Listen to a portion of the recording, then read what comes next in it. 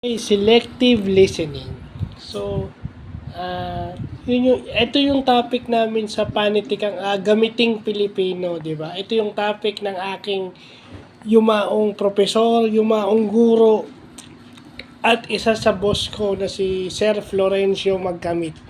Okay? Lesson to, ito yung tinatandaan nga, yung sa Gamiting Pilipino daw, kailangan tayong maging discreet listener. So, ibig sabihin ng discreet, hindi lang tayo selective. Ang vlog natin ngayon is selective listening. So, by definition, yung selective listening daw is pinakikinggan lang natin kung ano yung gusto nating pakinggan. Hindi yung dapat nating pakinggan. Okay? Iba yung may discreet listener kaysa dun sa selective listener. Selective, yung gusto mo lang.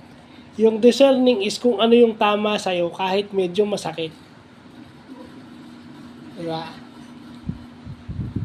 Minsan kasi pag nire-real talk tayo, minsan hindi natin gusto yun. Nai-small, ganyan. Kasi yun na yun eh. Kagaya yung sinasabi ko nga, di ba? Yung mga may psychosocial, mental, and learning disabilities. Hindi natin sila natuturuan ng accountability kasi pag nagkamali yan, ginagamit nyo agad yung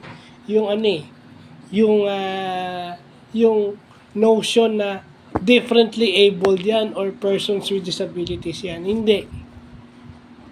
Kaya hindi sila natututo ng accountability. Meron pa nga. Sinasama pa yan sa you can say no.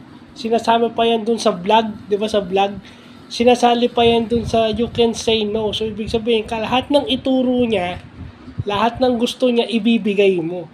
So, after ng vlog at nasanay siya doon, nahihirapan na siyang ibalik doon sa disiplinang dapat niyang matutunan. So, yun na lang yun, ha? Di ba? Kasi sinasanay niyo eh. Di ba? Yung selective listening, yung gusto niyo lang. Pero iba kasi yung discern with discreet o yung discreet listener. Kahit mali, masakit sa kanya, kahit na hindi pabor sa kanya yun, pakikinggan niya. Di ba? So, isama na lang natin yung selective listening at saka yung discrete listener. Yan, vlog na lang natin yan. Pag discrete kasi, nandun ka sa point of contemplation na kahit masakit sa'yo, you lower down your ego kasi ang gusto nyo lang marinig is yung sa inyo. Di ba? Pag pabor sa inyo, yun lang. Yun yung selective listening. So, yun lang po.